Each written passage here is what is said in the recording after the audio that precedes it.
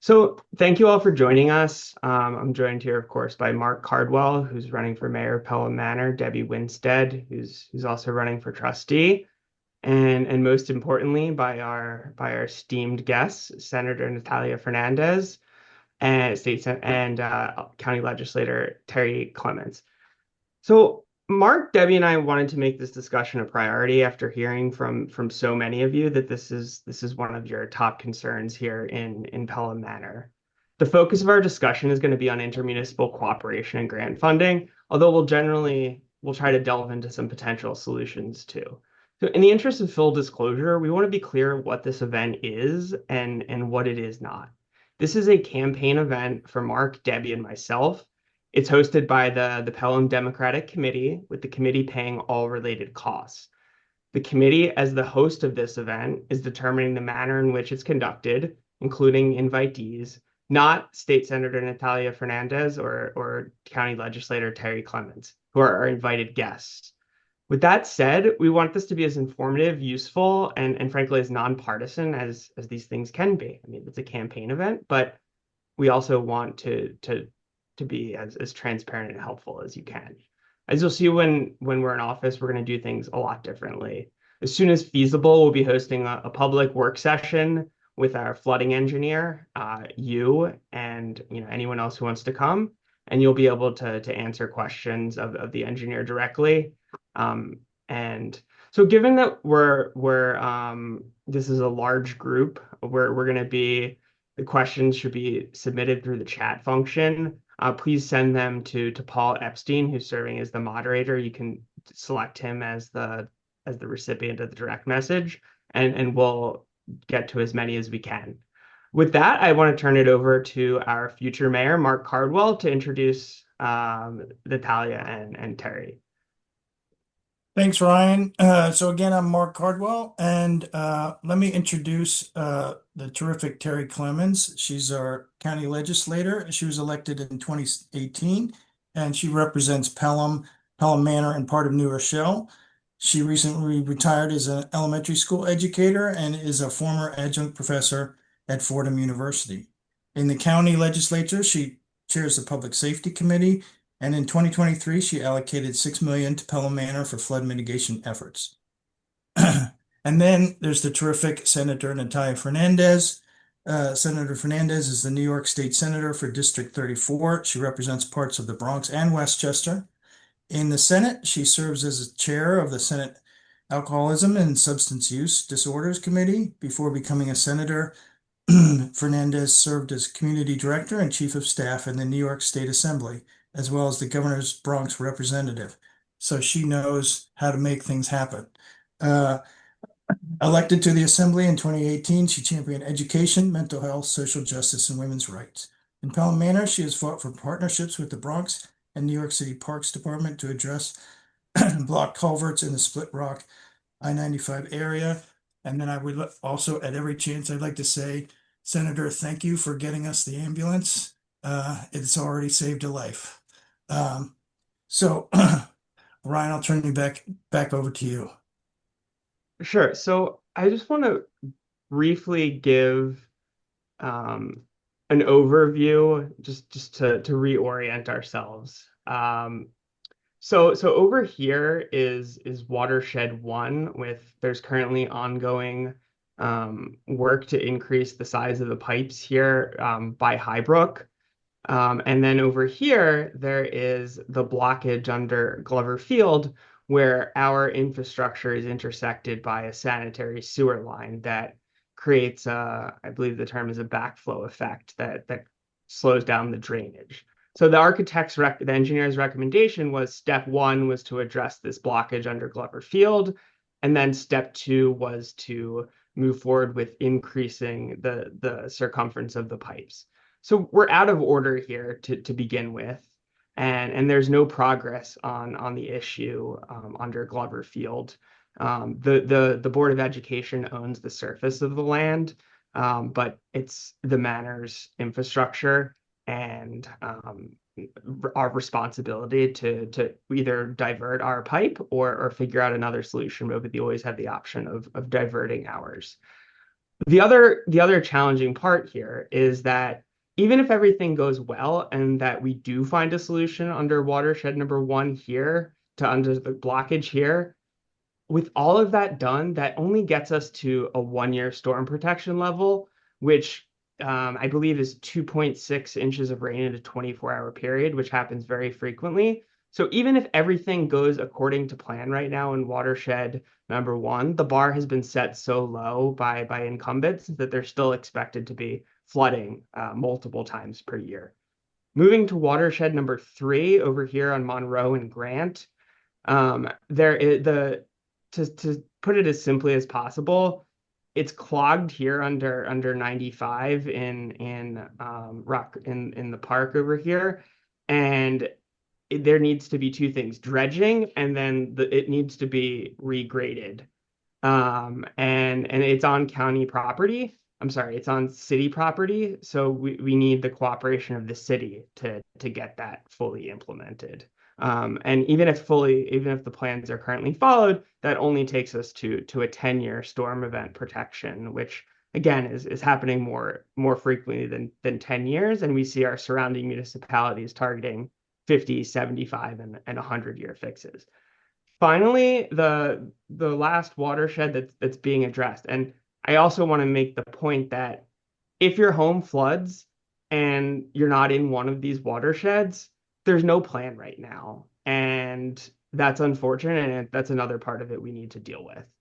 But watershed five, it's a matter of expanding the pipe, and it needs to be done both in Pelham Manor and also in New Rochelle, which requires obviously cooperation with New Rochelle. But at the end of the day, the buck's got to stop with us because it's our residents who are suffering the consequences. So with that, I want to turn it back over to Mark to give a few thoughts about why this is an important issue to him, and then bring in our elected officials as soon as we can. Well, thanks, Ryan. I just want to say, and I think we all experience the same thing, like when we're out talking to people in the past couple of months and last year, just to hear the stories of people, what they've gone through, how they've had water up to the first floor, how they've lost cars. There was a woman on Highbrook talking to me about how her children are traumatized from the multiple floods. And the pictures people would show me and the videos people would show me on their phones, it's really uh, hard to normalize. And so I just feel like we have to take action. We have to make it's urgent. And, you know, I think there's tons of people in our village who are worried about Thursday because it's supposed to rain on Thursday, and that's how they live. And we just have to do something about it. Um, and what did you find, Debbie, when you were out there? Really the same thing. And I think probably what surprised me the most is how horrific it actually is down by Grant and Monroe. Like I had no idea until I started walking around and talking to people.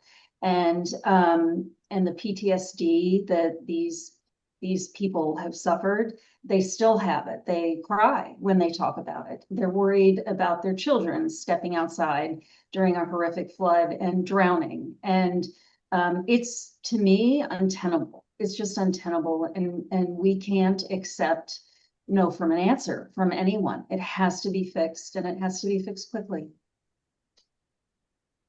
Okay, so let me bring in Terry and Natalia.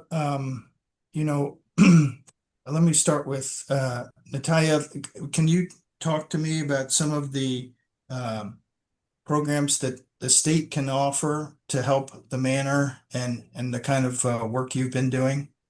Absolutely. Well, in 2022, the state had passed legislation to have a study done.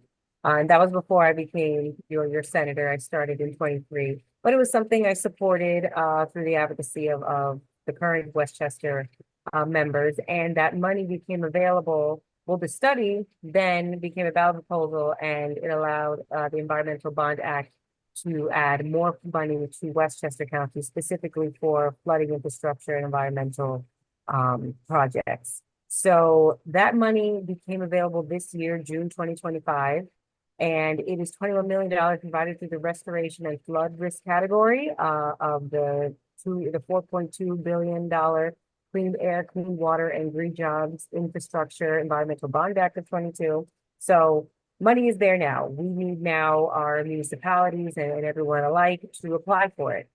We have a website that I could put in the chat, but it is New York State NYS Grants Management. And it's a website that I continually try to encourage people to sign up for to get the bi-monthly notifications. And it shares when and how to apply for this money in this area, but then also every other area. You know, there are other infrastructure grants that go out at various times. Like it's never like set that in March you're going to apply for these things or in April these things, and sometimes it's even very arbitrary date windows. But being on top of these notifications and applying as soon as you get the email that it's open to apply gives you the best chances to receive the money. Sometimes it does include letters of support, which is something that I can provide, and I always do provide. So I need to know if and when you are planning to apply for that grant so I can give my support as needed. And also try to just make sure that it has been, received. And, you know, knowing that things are received, I can assure that they will then be assessed and then decisions made and hopefully money distributed. But these are things that, yeah, the state has successfully provided an opportunity for, and it is there to be seized. So let me put that in the chat of this website, the New York State grants. So anybody at home can sign up for these updates and then also register yourself. I believe you do have to be a registered entity with this grant system. So then when things become available, it's easier to access. Great. Terry, do you want to talk about some of the programs Westchester's got going? I know a lot of our neighboring villages have tapped into Westchester County resources, both in terms of funding and then help with the planning department. And I know that the county's got a big initiative in general to deal with flood mitigation. Yes. Okay, thank you very much, Mark. At the county level, the Westchester County Board of Legislators continue to approve substantial investments to flood mitigation across multiple municipalities. When we first started out working on this, George Latimer was still the county executive, and Ken Jenkins was a deputy county executive, and they actually hired a person, what they called their person was the flooding czar that stayed on for a while. What we did, especially Chance and I, Chance was very active, working very close with me, Chance Mullen from Pelham, and he provided us with a study that he did. And we were able to secure $16 million in his, Wow, that's terrific. in his part of That number was 16.16 million. 16 million. Okay. Yeah. And so what happened with Pelham Manor was I didn't really have the kind of cooperation. My staff was trying to get some kind of study or information. It wasn't given to me. So it was actually given to me by an unnamed source that is a person that lives in Pelham Manor. And I was able to convince the county to set aside $6 million for Pelham Manor. Now, Sorry, can I just so a private citizen, you know, not a non-elected official, was the one who provided the study? Yes. My staff person did reach out to the proper person, the person that was there before Lindsay. And I think they were kind of transitioning out or getting ready to retire or something. And they didn't really provide her with the things that she.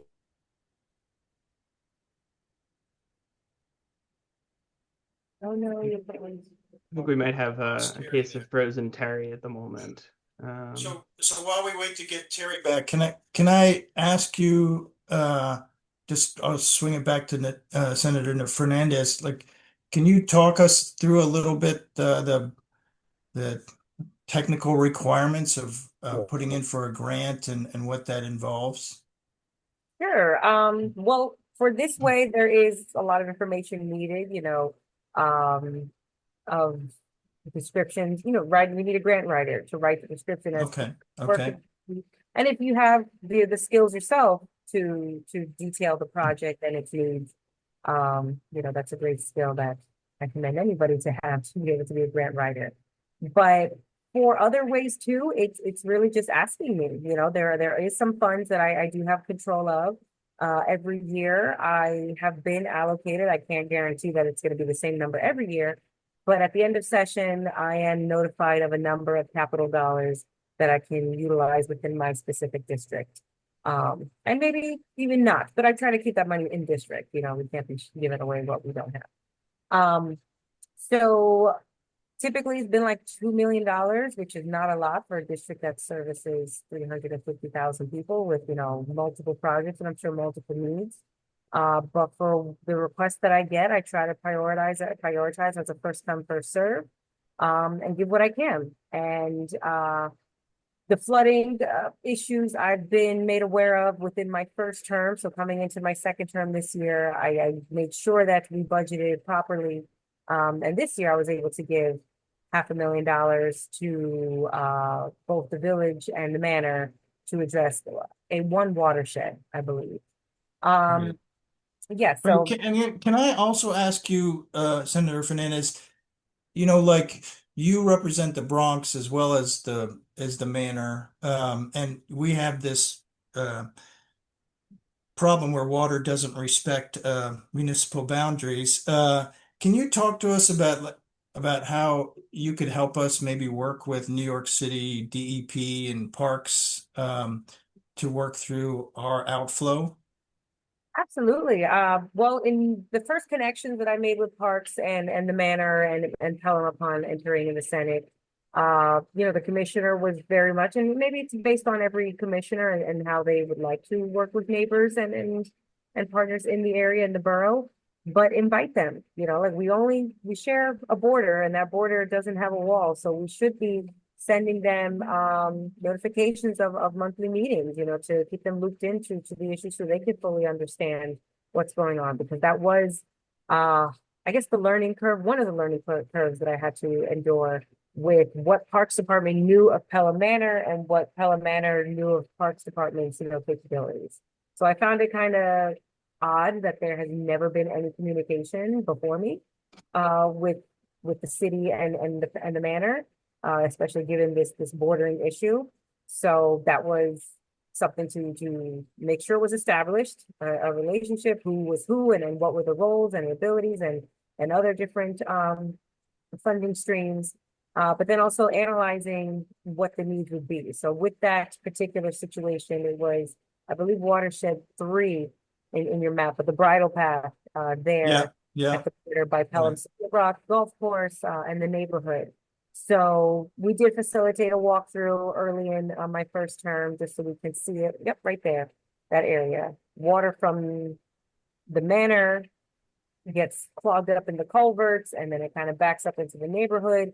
We needed the culverts cleared up and a path for the water to go. So that coordination certainly took a while in just understanding what needed to be done. And then once it was all analyzed and we understood the work that needed to be done, that's where the price tag came on. So the price tag was more than I could afford to fund in that 1 year. I believe it came up to even be close to $2 million to not only replace the culverts, but to also redivert the land so the water flow doesn't flood into the neighborhood and it doesn't flood into the golf course and it goes back into the natural waterways. But as that project continued to move forward, the watershed issue became more prominent and focus was kind of re-given to the watershed and making sure that could be completed before we've completed the situation at the bridle path. So to be honest, at this moment, I'm still trying to save up for those funds to give the close to 2 million to redo that whole area. But it has been hard because I do get requests for other capital needs in the district, and I couldn't just give majority of what I had for one project. But that still remains to be an issue. And every year I have tried to get the states to put it into their plans of infrastructure improvements, and really to clarify what is going on at this border, because there's a lot of kind of mixed, I'm trying to use an analogy out of mixed straws is what I had in my head. Um, but for certain like catch basins and sewer lines that are deemed state owned versus county owned versus town owned, and we're trying to clarify that. So the pointing of fingers as to whose responsibility it is stops, and we know who is responsible for cleaning, for managing, for fixing as we move forward. Oh, but Can I just just to see if like, just Terry, are if, you back? Yeah, I think I'm back. Okay, Yeah, can you, oh, we there you are. Yeah, there. can we And then so you re-spotlight you were, Terry? There we go. yeah, you Okay. were freezing and then I disappeared. And if Yes. I could just, yeah, I'm glad you're back, Terry, but if I can just follow up, Senator Fernandez. So, I mean, if the manor, I mean, we have some funds in reserve, but if we could match your $1 million and complete this $2 million project under the bridle path, there's Mm. nothing really stopping us, is there? I don't think so. That's a choice Right. that you can do, because I do think that the 500,000 that I've allocated will be matched.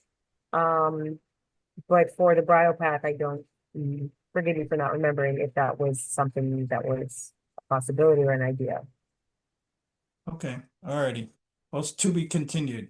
And then Westchester's been terrific. I don't know, Terry, when you dropped off, you were talking about some of the programs the county's been doing and some of the work you've been doing with the village of Pelham. Um, and I just want to pick that back up.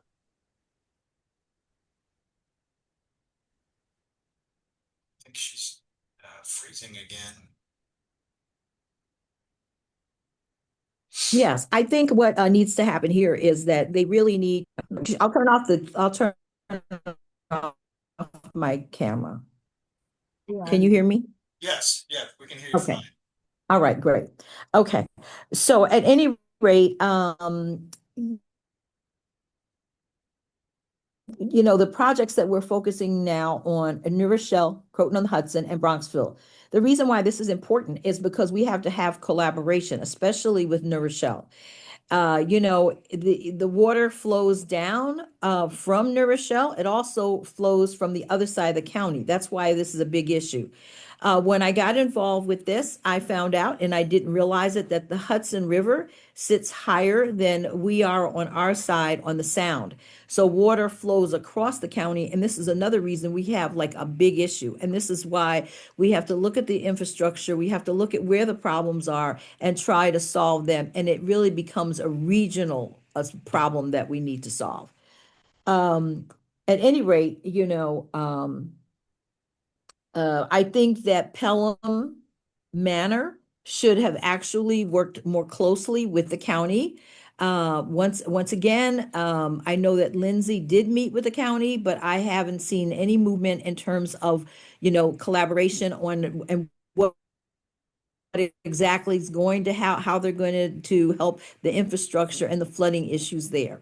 So this is something that we have to continue, and hope, Mark, you could do that, to talk to the county as well as to talk to our partner in New Rochelle, the mayor, who also is willing to work along with us to make this happen, because the water flows all over the place. It doesn't stay in one place. Manor problem, as you can see also from what Natalia says, the city is also involved. So the city, New Rochelle and Pelham Manor, it's a regional problem right here that needs to be solved. And I think that there's money here at least to get the project started, whether that's for a study or actually funding some of the projects. We have it here. The county has put money up. And if you need more help, the county is willing through the planning department and Blanca Lopez to look at what your additional needs are and to also try to provide additional money. Great, great, and I'm glad. Well, just so that you know, if I'm mayor, you'll be seeing a lot of me, and I'll bring you muffins from Flower Power. I'll do whatever it takes to get you the manor what we need. And maybe you could just talk a little bit more, Legislator Clements, about the planning department and how they work with municipalities around the county. Because, we're a tiny little village and we don't have a real planning department. We've got a small little team here that outsources most everything. Oh, so we just did a capital budget. We just had our capital budget given to us, and how it works is that if you have like a flooding issue, any other kind of issues that you want to submit, you would give it to our planning department. You would give your study and your request to them, and you would have to do it in the beginning of the year. So then when our planning, our capital budget project comes out, in October, you're already there and to be considered. Okay, so when that happens, we look at that capital budget and we try projects, the capital budget projects go over a 5-year span of time. Sometimes we have to kind of, how would I say it? We add on to it. So we'll additional monies and you submit a plan. It goes to the Board of Legislators. First, the planning department comes down from the 9th floor, then comes to us, and we can add additional monies. Because a lot of times when you start out on a project, you're doing the study that you're doing and whatever it's going to cost, and then you run into issues. And when you run into unexpected issues, you need more money, so that you have to revise those plans and ask for more money. So that happens all the time. So we don't leave people just hanging. We do what we need to do to make people to make them whole. We've done a lot of things in the parks. We're doing the Glen Island Bridge. This is very costly, but we know that Right, whatever right, we do, we want to do it for a long term.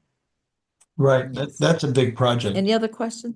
Well, just to be fair, Yeah. like when you've sat down with our current mayor, like what kind of progress do you make with her? Uh, well, the only interaction I really had with her, other than me telling her about the $6 million, is usually if there's a big rainstorm, and if they need, if you need help from the county for any kind of pumps to come out to help you, that has been the relationship, and then she'll turn it over to Lindsay. And if you need Lindsay, the something, village that's the way it manager, works. right? Yeah. Okay. Right, So that's a million. I've never But had a meeting with the you, mayor. you've never had a meeting yeah, with the mayor? however, when I gave her the $6 million, she was very upset about it. She wanted the same amount of money that Pelham had gotten, but I explained to her that no one submitted any kind of studies to me, and that I had gotten the information from a person that lived in Pelham Manor to give me something so that I could give Pelham Manor some money. I did not want to give money to Pelham and not give something to Pelham Manor. So she was very upset. Well, She thank you, was not Terry. happy. I- And yeah, I'll just put it like that. Okay. Okay. Well, you'll be seeing a lot of me if I'm elected. You'll be tired of me, I promise. Yeah. Um, Okay. Thank you so much. Yeah.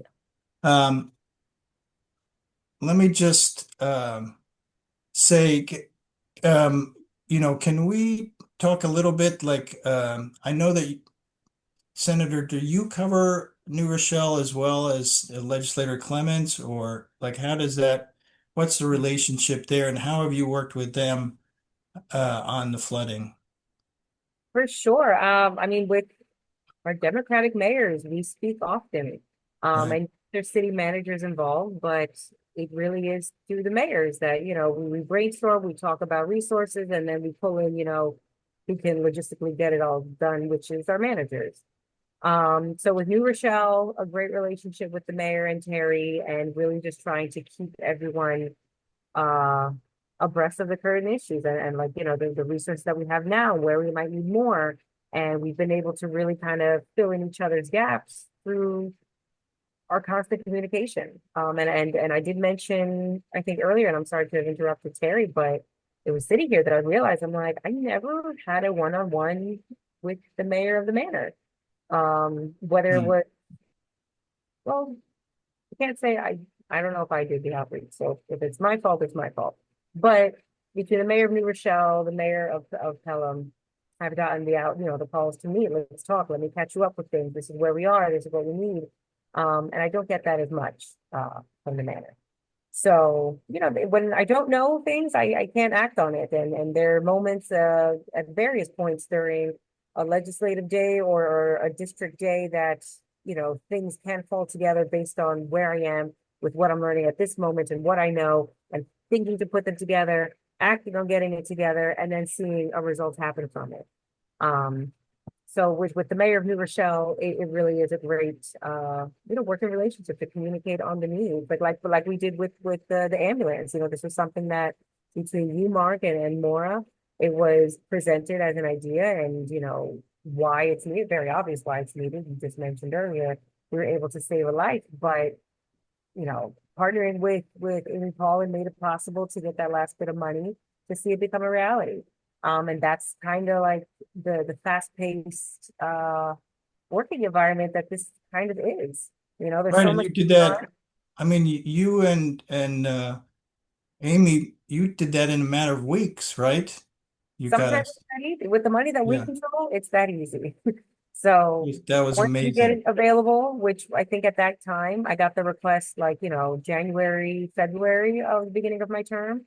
And we were told June that we had this amount of capital dollars. And as soon as I got that number, I, had it at the top of my list. And we were able to get it moving, get it out. I think you guys had the ambulance later that year or I think early into the next year, but it was certainly less than a year that an idea was thought of, a plan established and dedicated to. And then once the resources were there, we moved on it. Now we have an ambulance. Next step is the garage. We are working on that.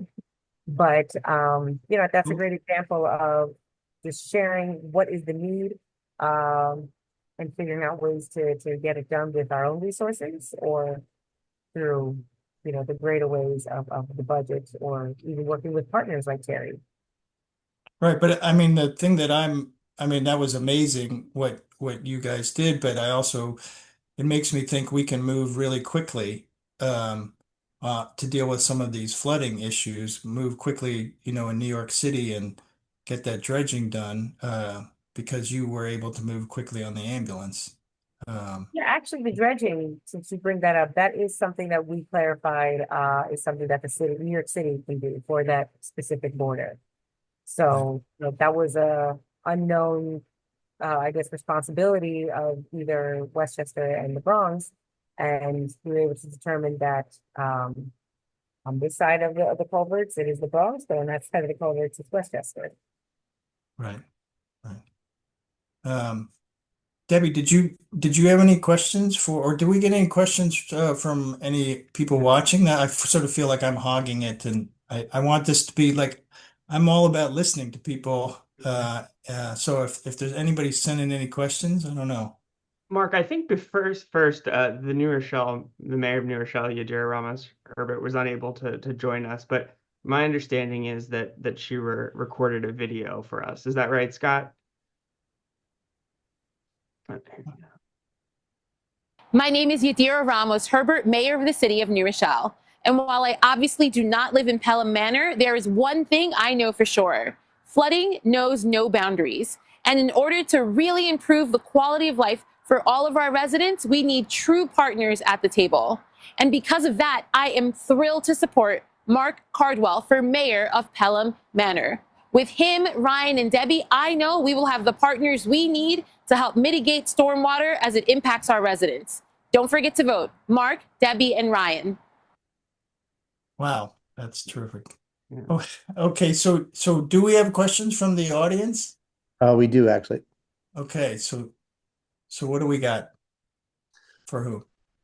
Let's see, I'll go to the top. So the first question I think we can go to is talking about 1 year, 5 year, 10 year, and 50 year storms and storm events. What exactly does that mean, and how do we understand that context? So it's really how much rain falls in a 24-hour period. So a 1-year storm is the 2 point something inches. A 10-year storm is around 5 inches. I don't remember what a 25 or 50-year storm event is, but it's based on the number of inches of rain that fall in a 24-hour time period. And Right, and then we all know that those, like a 1-year storm happens more than once a year because the world is changing. And so uh, if something's built to a 1-year standard, it's going to be there's going to be flooding at least once a year, probably more often than that. Yeah, and if you want to qualify for FEMA grants potentially, you really need to be looking at, I don't recall the exact number, but I think it's 50 years or above because they're not going to give you grant money if it's a Band-Aid. And so when we're talking about the Highbrook project, it's at best a Band-Aid. I mean, we're going to get to flooding. We're going to go from flooding every time there's, I think, 1.8 inches of rain to flooding every time there's 2.4 inches of rain, which is obviously better, but it still allows for, regular catastrophic failures of the system, and it's just frankly not a long-term fix. And adding in that Ida was a 100-year storm event. So that's what you're looking at for a 100-year event, that kind of rain. What's the next question? I think we answered that, I hope. Okay, thank you. Next question is there anything that we can do as citizens to assist in or advocate for getting state funding for the work that is needed to be done in Pelham Bay Park? I would see. Well, I guess that's me. Yes, I think so. Well, specifically, please let me know what you're thinking, and let's, connect to a conversation with our Parks Commissioner. Pelham Bay Park is certainly a gem of the borough and a big focus to our Bronxville Parks Commissioner. And there's a lot of proposals and honestly, a to-do list that, she has forward. One to finish the renovation of, what is it, Orchard Beach and our pavilion and the Bronx Riviera at large. But certainly marshland protections, what is it? Our wildlife protections. We just reopened the nature center over there on Orchard Beach to further educate of our natural landscapes there. But if there's anything specific that you have in mind that I'm unaware of, that maybe the Parks Commissioner is unaware of, let's talk about it. Reach out. Write me an email is the easiest way, but I really do prefer a conversation. Registers better. And that's something I can certainly present to the commissioner in my next conversation and see how I can make that part of the conversations that I have as I continue to talk to the executive office to prepare them and make them aware of my priorities as she then puts together her state of the state executive budget. Yeah, I think this actually dovetails nicely with the point that came up at the debate, which is I think a real point of contrast between our approach and that of the incumbents, which was the question about committees. Villages all around have a number of committees, and when we have sort of the bare minimum. We have the architectural, the zoning board and the zoning board of appeals.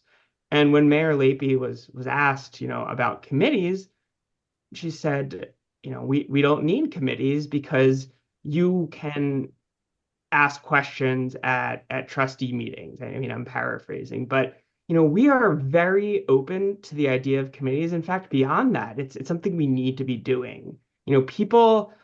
Community members, they're so well accomplished and they have so much skin in the game that they can be fantastic advocates. We can empower them to work with each other and work with us, and in a way be better and stronger lobbyists, with the state and the county to help us get the grant money we need. Yeah, I talked with a guy. The workload. If the mayor can't be there for whatever reason, the committee can certainly reach out, meet with me, and continue the work that our community wants to see done. So Yeah, I talked with a guy who lives on Grant and Monroe, and he's a general contractor, and he knows all about like pitch and and grades and all this stuff. I think he'd be great to have as a resource to work through this problem. Talk to him too, Mark. He has a lot of good ideas. I would just like to say, I think that the $6 million that was given to Pelham Manor is not going to be enough. And that is going to require requesting additional monies to deal with the infrastructure. Uh,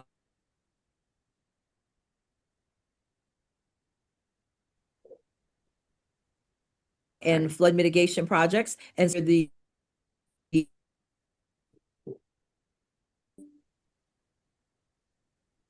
mayor, I think you need to submit additional requests or the county's planning department so that you can secure the kind of money you see somewhere, or does is it matches the money so that you may have to get grants from other places, but the whole thing is almost like a 50% match is what they're trying to do for whatever municipality needs something. So we like to do a 50% match. So we'll give you 50% of what you need, and then you can look at other resources. It's like building a cake with county funding, state funding, our own funding, everybody Yes. else, right? Right. And Right. so hope it comes out and tastes good, right? So any other questions, Paul? Yeah, we have this one. Homes and cars are very important, but there is no price to our children being safe. The level of water on Monroe was above the height of all 7 children that live here. Having this type of issue that is fixable is very concerning. Why is it taking so long, and why is it so hard to come together as a state to help us? Well, I mean, I don't, I guess I'll let the senator and the legislator answer, but I think you can tell by their presence here that they're ready, willing, and able to work with us. They just need to have a partner on the other side that will advocate and collaborate with them. And I've said it before, I'll say it again. We need stronger advocates for us here in the manor. We do. We need people who will go out of our way repeatedly to work with everyone that we can, and to really strongly and repeatedly advocate for what we need and find collaborative solutions. I also think there's a level of denial about the fact that there have been an environmental change, and that many places, not just in Pelham Manor, not just in New York, but around the world, we're seeing these atmospheric rivers, and they're dumping more rain. And this is a phenomenon that has really happened, I think, in the last few years. And so looking at this going forward, I don't think unless we do something overall around the planet, it's going to get better. So we need to really prepare ourselves for this situation, and really understand that this is a real environmental issue that we didn't have before. Years ago, Pelham Manor and Pelham didn't flood like this, but now No. Yep. it's happening. And that's real. And it's because of environmental change, really. It really is. Yeah, I've talked to people that said they lived here for 50, 60 years, and the past 3 years they flood all the time. It's just changed. Paul, any other questions? But right before we go to Oh, another sorry. question, I just wanted to jump in because I had never thought about it that way in terms of the manor didn't used to flood. And, I think that's come up a number of times where, this just isn't something we've done, and it's not, something that we have experience with, whether it's email accounts or wanting to use an app to move things forward. There just seems to be, at least, from where I'm standing, a reluctance to address changing circumstances when they arise in the manner. Thank you, Ron. We have one more question, unless there's another comment. Okay. Can you talk more about the Mount Tom Road area? It literally goes from Pelham Manor to New Rochelle. What more can we do here through collaboration, as the current Manor administration just says we can't do anything until New Rochelle does something? Well, I mean, I mean, I'll say my 2 cents. I'll let the senator, and I should defer to them, but I just think like we need to talk to the mayor of the mayor of New Rochelle and make it a priority to do the work on their side of Mount Tom so that we can not get the backflow. I mean, I think one thing we could do is work in simultaneously and enlarge the pipe on Mount Tom, and while New Rochelle is also doing their work downstream. But I mean, that's a crazy problem. I went to a house on Mount Tom, and they have 6 pumps. I mean, that's crazy. So I know it's an urgent thing, but I'm going to meet. I'm going to be. It's the same thing. I'm going to bring those pumpkin muffins from Flower Power over to the New Rochelle City Hall, and I'm going to be saying, let's make this a priority. I'll do whatever I need to do so that you can bump this up your list, because I know New Rochelle's got a lot of flooding issues and they got a whole program there, but I just don't know that Pelham Manor is on the top of their list in terms of priority. Yeah, the most shocking moment of the debate for me was when Mark, you raised that Mayor Leahy has never spoken with the mayor of New Rochelle, and it elicited a reaction, but not a denial. And if you want results, you got to be speaking. With the mayor, you need results from. And showing up, there are city council meetings and you could be speaking to their council members, the one that specifically represents this area, but even the surrounding. So, Yeah. Yeah. there's a connection. So in the 2026, well, it's actually the budget we're working on now, the 2026 budget, New Rochelle will be receiving some funds for this. So this is why talking and collaborating is important, to make sure that, especially in that Mount Tom area, that you get the money to address that flooding issue. And that's where the cooperation. You have money sitting at the county, they're getting money that's sitting in the county, and having that communication can solve some of those problems together.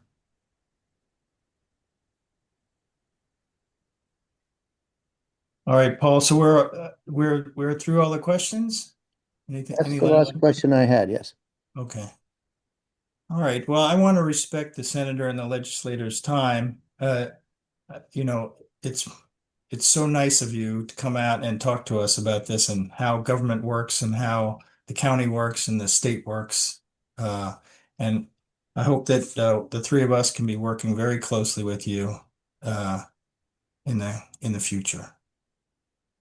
Yeah, and you did endorse us, but I mean, you may regret it a little bit, because if there are delays, Debbie at the debate said that she is prone to showing up at offices and unannounced and parking there. So Do it. I do that too. I'll show up to an office. You're gonna answer my calls. You're gonna see me. So I'll bring treats. I'll bring treats when I show up unannounced. Yeah.